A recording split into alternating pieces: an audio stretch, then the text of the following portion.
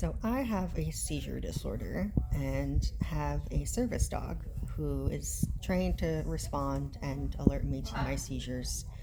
Um, I've been having an uptick in them more recently. Um, Here he is.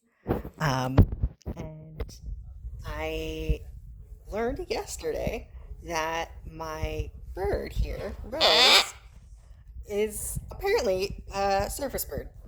Um, I went into a seizure yesterday while cuddling her like this, her on my chest, me giving her head pets. And when I had come to, she had not moved. She, in fact, had pressed her beak up against the bridge of my nose and was staring down at me without blinking an eye or unwavering her focus at all. She then stayed there with me like that for 20 minutes as I just laid there, tried catching my breath and recovering from my seizure. I did not do anything to train her to do that.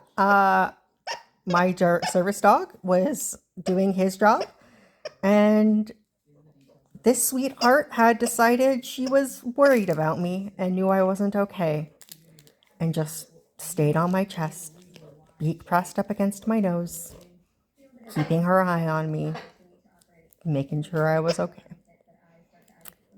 It was like having it was like having a feathered, wise little guardian protector.